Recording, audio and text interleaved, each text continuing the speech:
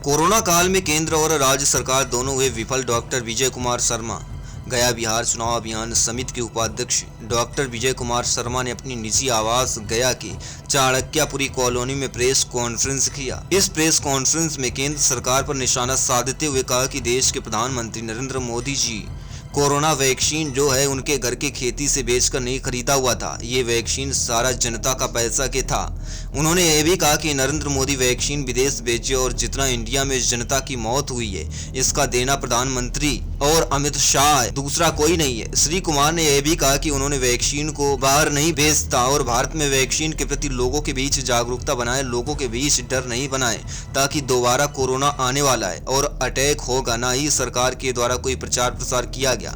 उन्होंने ये कहा कि ऑक्सीजन की हमारे भारत देश में कमी हो गई है, उक्त ऑक्सीजन को भी विदेश भेजा गया। सारा जो हमारे भारत देश में मौत हुआ है सारा श्रेय जाता है प्रधानमंत्री नरेंद्र मोदी और अमित शाह पर। ये महामारी नहीं जानबूझकर हत्या का साजिश है। उन्होंने यह भी कि दूसरे फेज में कोरोना आने से पहले पूरा विश्व मेडिकल को दुरुस्त किया और इंडिया है जिसमें जीरो रहा है। इंडिया चुनाव में रहा, कुंभ में रहे। उन्होंने जन अधिकार पार्टी सुप्रीमो पप्पू यादव की गिरफ्तारी पर कहा कि पप्पू यादव एक गरीबों का नेता है। इतने बीमार होने के बाद भी अपने कंधे पर ऑक्सीजन सिलेंडर रखकर गरीबों के बीच देने का काम किया और साथ ही गरीबों को खाना भी खिलाया और अपने खुद बिहार के सभी हॉस्पिटलों में जाकर लोगों का हाल लेना। मेरा मानना है कि ऐसे नेता पूरे डेजे में नहीं होगा।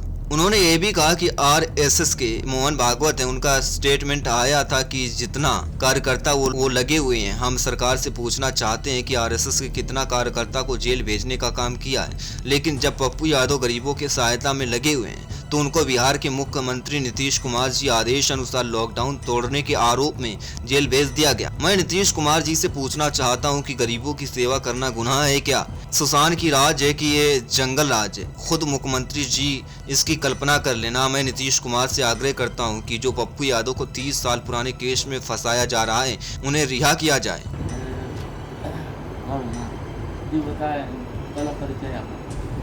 मैं बिहार प्रदेश कांग्रेस चुनाव अभियान समिति के प्रदेश के उपाध्यक्ष डॉक्टर विजय कुमार शर्मा। बताइए सर कि महामारी जैसे तो और देश के जो प्रधानमंत्री हैं इस पर आप क्या बोलना चाहेंगे? क्या पहला बात कि जो इंडिया में वैक्सीन बनने का काम चालू हुआ उसको हमारे माननीय प्रधानमंत्री को बाहर में बेचने का कोई अधिकार नहीं था। इन्होंने गुजराती जो बिजनेस है वैक्सीन पर वो दिमाग लगा दिया और भारत की जनता को जागरूकता नहीं किया गया कि जागरूक किया जाए कि वैक्सीन लेने से आपको दोबारा कोरोना आने वाला है। ये कोरोना तो जड़ से हमारे इंडिया में ख़त्म नहीं हुआ था, तो इन्होंने किस आधार पर, इनकी घर की खेती की वैक्सीन थे, सारा जनता का पैसा था, हम लोग का पैसा था, और ये अपने मन में विपक्ष से क्यों नहीं कंसेप्ट लिए कि हम बाहर वैक्सीन बेच रहे हैं और बाहर विदेश में हम वैक्सीन दे रहे हैं। यहाँ लोग हमारा मर गया, तड़प गया, मछली की तरह, जानवर की तरह लोग मरते गया, गिरते गया, और ये वैक्सीन का व्यापार बाहर करते रह गए। और ऑक्सीजन क्यों आपने नवंबर दिसंबर में बाहर बेचा? आपका घर का था, हैं?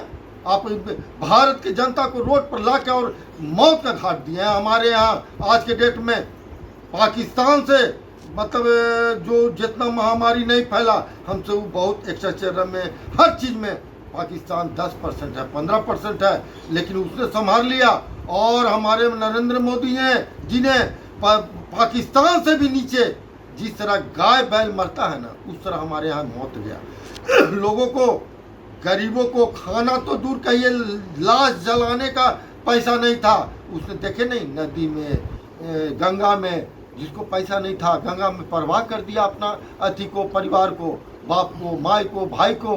तो ये दरदशा आज तक भारत में इस तरह का काम तो नहीं हुआ था। क्यों नहीं आपने वैक्सीन, आज सब टीवी पर आप जागरूकता दिखा रहे हैं वैक्सीन लेना जरूरी है, उस समय क्यों नहीं आपने वैक्सीन का जागरूकता फैलाया हैं? तो आप लग गए गुजरात आती कुंभ में और बंगाल चुनाव में। अरे कौआ अगर सावन में नाचे तो मोर कहला जाएगा, और हर दाढ़ी बढ़ाने वाला रविंद्रनाथ टैगोर हो जाएगा, और हर गंजा चाणक्य हो जाएगा। सर ये भी देखा गया है कि जो भी जो अस्पताल है हाँ। काफ़ी कमी नजर आई है ना, बेड कमी है और ऑक्सीजन वगैरह जो भी है काफ़ी, जिससे सभी मरीज सरप्राइज है। इस पर क्या बोलेंगे? इस पर बात है, हमारे मोदी जी हर एक स्टेट का मुख्यमंत्री चाहता तो मेडिकल स्ट्रक्चर तैयार कर सकता था। हम लोग के यहाँ उतना पैसा है, उतना शक्ति है, लेकिन उन्होंने सब ने नजरअंदाज किया। कोई नहीं, अगर हमारे यहाँ पहला अगर भगवान है तो दूसरा सुप्रीम कोर्ट है। अगर सुप्रीम कोर्ट बीच में नहीं आता तो लाश का बिछौना बीत जाता भारत में।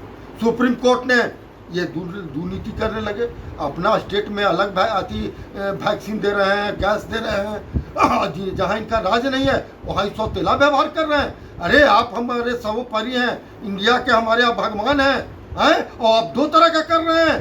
भगवान आपको देखेंगे, अभी भगवान यही भगवान, और भारत की जनता आपको गद्दी से उतार के नीचे बैठा देगी कि ये गुजराती दिमाग से देश नहीं चलता है।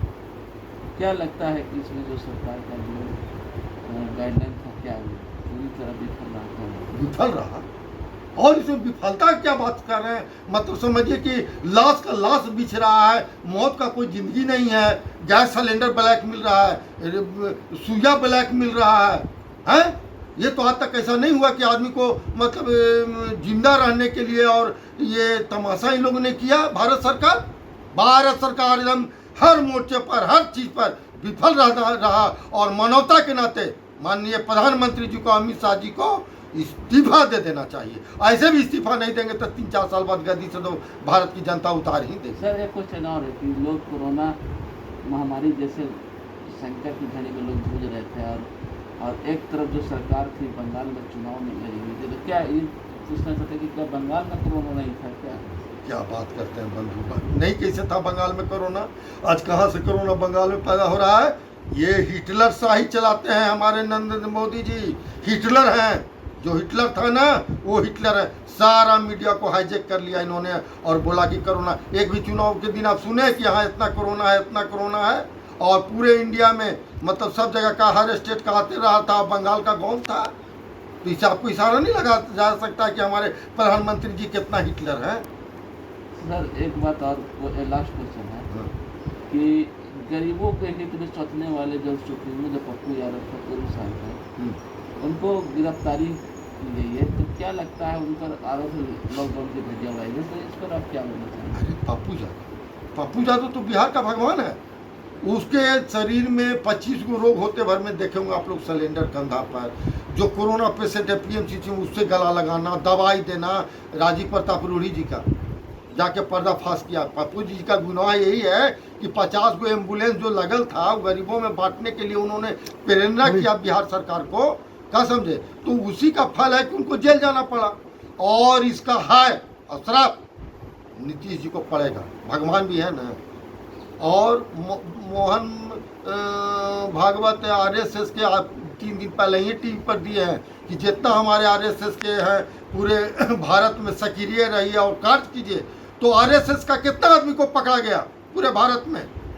और आरएसएस भाजपा छोड़ा के दूसरा पार्टी अगर गरीबों को मदद करे और लाभ पहुंचाए तो उसको उठा के आप जेल में भेज दीजिएगा।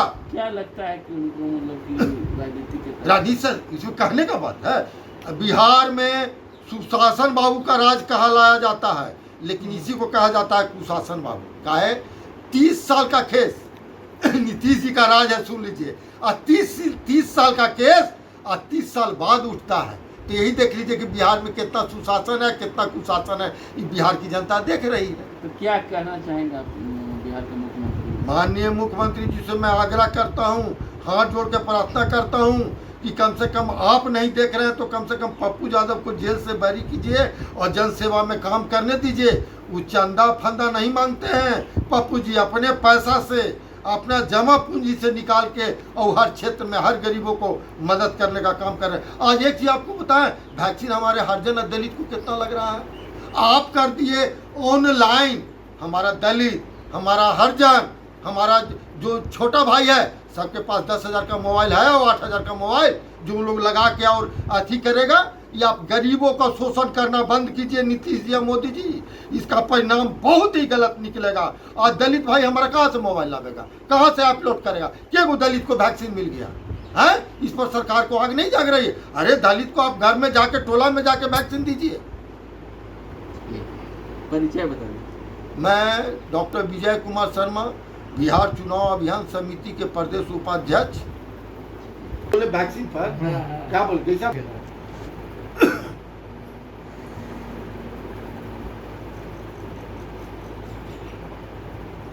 ये वाला कैसे लिखा हूँ बड़ा सा लिख दीजिए। बिहार चुनाव अभियान समिति के बिहार चुनाव आयोग की अभियान समिति के समिति के उपाध्यक्ष डॉक्टर विजय कुमार शर्मा।